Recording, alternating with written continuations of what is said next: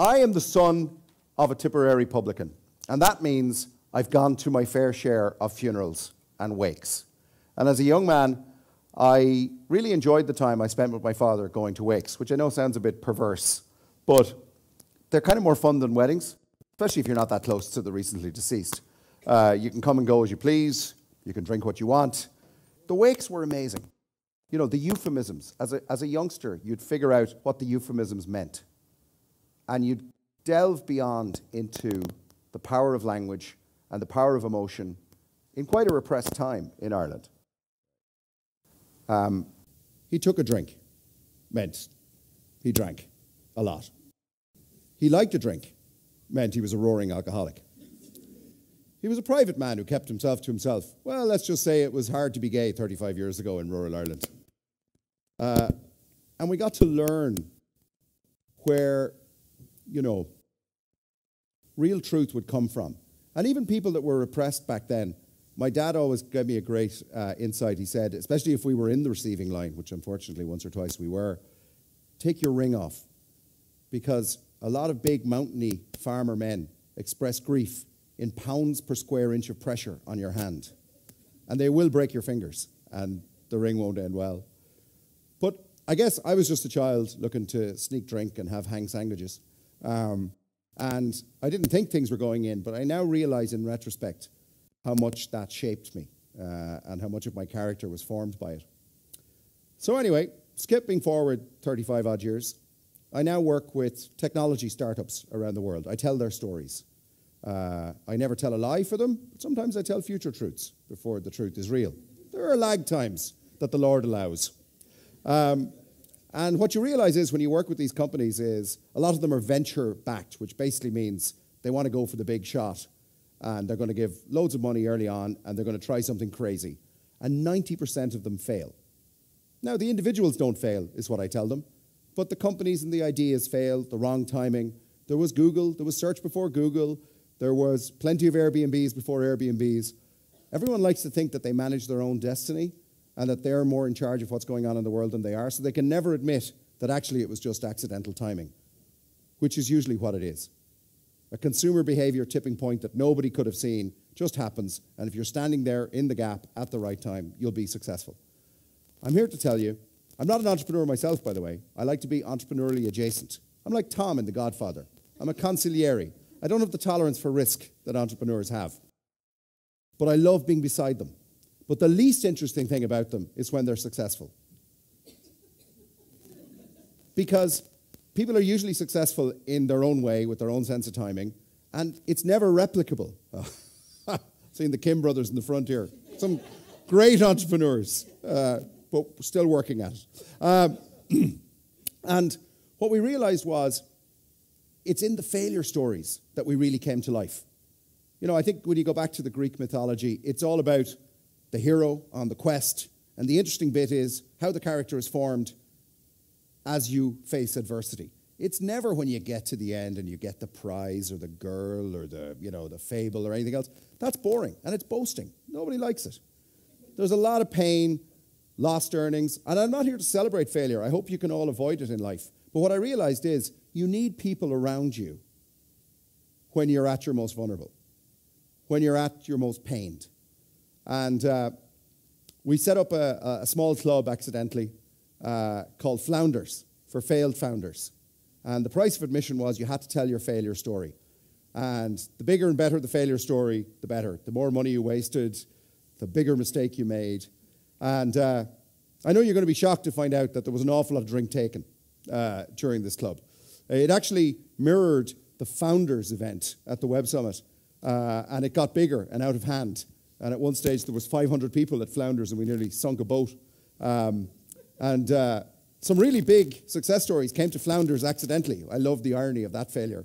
In fact, he shall remain nameless, but he put the first man to put a reusable space rocket into space that could be used again. That's what a reusable space rocket is. I don't want to get technical. Today, as it turns out, he came to Flounders by accident, and I mistook him for David Hasselhoff and told him to go home with his robot talking car. Again, a lot of drink taken. A wise Tipperary man, Dr. Tony Ryan, who started Ryanair. The Ryan Academy came along, and Owen is here from there tonight, And he said, this is wonderful, but none of you remember what the failure stories, the lessons, anything is. And they said, you need to put some structure on this so that people can really tell and share where things went wrong. And so I don't know whether they came up with it or I came up with it or I went back, but I rang my dad. Let's say for the purposes of story flow, I rang my dad. It has a little more of a, narrative to it. And I said, any good funerals going? We have a very morbid sense of humour. And he said there was, actually. And so we went down to a funeral in Thurles, as I'm going tomorrow. Actually to a communion, which is kind of like a funeral. I don't know. Anyway, that's the age I'm at now. And we were at this funeral, and it was an interesting one because it was only a few years ago, and the deceased was going to be cremated in Cork, in ovens, actually in Cork, which is the weirdest thing. Like, you couldn't make it up. A place called Ovens is where they cremate you in Cork. But I said to my dad, the Tipperary publican, or he said to me, would you cremate me? And I looked at him, and this is how I expressed my love for my father at that moment. I said, Dad, if we lit you, you'd never go out. I was referring more to the alcohol levels in his liver than, his bright, burning inspiration to me. But I started thinking about the wakes, and Owen and Declan, a few more. We said, right, let's put them together. So we put the first startup wake on out in the Rhine Academy. And we put the trappings around it. I was the priest. I don't normally wear a suit. This is my funeral suit. And the chief mourners. I've actually performed a wedding in this suit as well. Again, it all gets out of hand once you start rolling with this stuff. We felt that the important thing was that to get people to open up, there would have to be humour. There would have to be a little bit of drink, but afterwards. But there would also have to be people to give them permission to open up. So I went for what I saw as the most successful people from different walks of life who would give the 3 startup failures permission, or just the feeling that it's okay to share where it all went wrong. Because they're very vulnerable, and I'm very conscious of that when it happens. So we got an Irish rugby player who just lost the captaincy of Ireland. That narrows it down. We got a billionaire who at one stage had a combined net worth value of 5 billion, wiped down to, much happier now as a North Dublin farmer, actually, as it turns out. But anyway, and he told about the failure stories as they went along, and it opened up, and they were much more interesting. And then I met a young chap. I started cycling. Again, Rob tells me I'm cycling the wrong way because the belly gets bigger. But I met a young chap who was a tip miner, and he went blind. And he was personally inspiring to me because he got up on the bike and got to Rio with Ellen. And he came along and spoke, in case we lost the run of ourselves, that business failure is actually like real adversity or real death. It is hard, but sometimes we just need a little bit of rebalancing. And these people allowed the 3 business failures to speak about where it went wrong. And it was an amazing experience. The thing that happened organically, which we didn't realize, was the investors were all in the audience. And they kind of forgave them. They stood up one by one over time and said, you gave it a good shot. You wasted all our money on some stupid ideas, but that was kind of the point of it. And they were really saying to them, you were honest failures. You should go again. And that's what we don't have in this country. Or maybe we don't have generally. There's a sense of shame. There's a sense of you can't go again. So while we started this as a bit of crack, I actually now see it as a bit of a mission, because failure, what's that old phrase, success has many parents, but failure is an orphan. You tend to be abandoned when you need people the most. The most beautiful thing about real wakes, to me, is when people start telling stories and staying into the night and reliving the person's life. And really what they're saying to the living people is, we love them, we honor them, we tell their stories, and we'll be with you tomorrow. We'll distract you. We'll make the hang sandwiches. We'll come in with the food, we'll come in with the drink, we'll stay with you. You have a big gaping hole, but you are more than that, and you're surrounded. So before I go all Oprah on your asses now, but it's important. It's what we do well.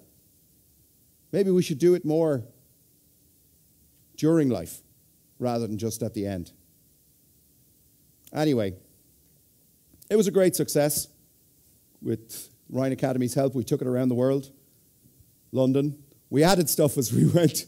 Coffins in London. Funniest thing was 2 Cockney undertakers going, all right, governor, it says here you want to collect the coffin in the morning. That's a first.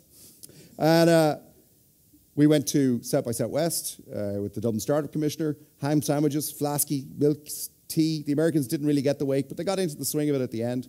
Lots of music. Berlin, even Cork.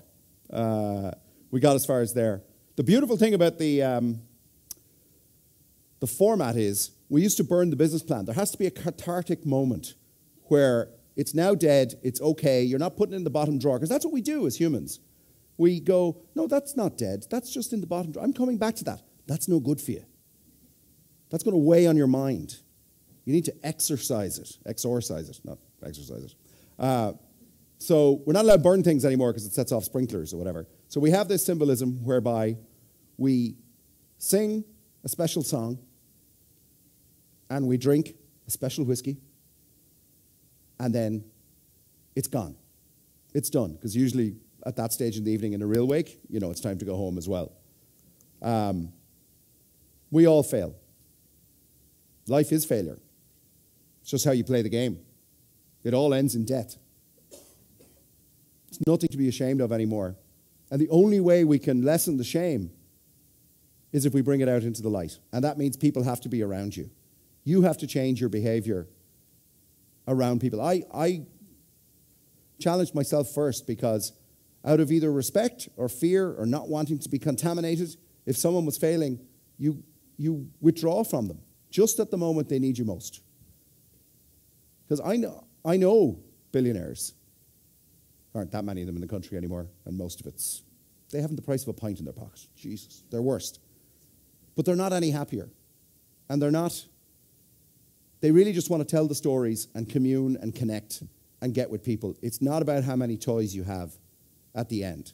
It's how you treated people as you went along and how you supported people. So, learn, share, help others when they fail. And as we learned while cycling, most of us start midlife crisis cycling. You know, these mammals, middle-aged men in Lycra, nobody looks good in it. But we do these big cycles through France for charity and everything else. And about 10% of the people are cycling for big reasons. They've just lost a loved one, or they're about to lose someone that's important to them. And you cycle alongside them for your silly reasons, you know, your belly or your midlife crisis. And then you realize you're helping them just by being there. And then at the end of it, you realize that the reason you're cycling is when you cycle for the big reasons, and you will. Cycling is just a metaphor here, you get that, right? When you cycle for the big reasons, you'll never have to cycle alone. And that's the same. No one should have to be alone at a failure. They need to commune, cluster, come together, and fail up. So, with that, this is about fear. So I'm going to embrace my fear. For the first time, sober, because I have done it drunk, I'm going to sing and bring you into the end of what the wakes are. And this is a very important symbolic moment that goes back months in our canon of made-up wake stuff. So if you know it, this old Liam Clancy classic, the words are actually quite fitting. I've been given 3 props to help me through this. I'm a professional athlete, after all, sponsored. A small drop of the crater, just in case. And God bless Ellen up there, because I think it deserves to be acknowledged, by the way, because she downplayed it in her own talk. But she won a medal in Rio, which she gave me for courage, so that I would wear it while I sang. Now, I hope I get some help on this. I'm cracking this whiskey. Okay, the parting glass. Of all the money that e'er I had, I spent it in good company. And all the harm I've ever done, alas, it was to none but me.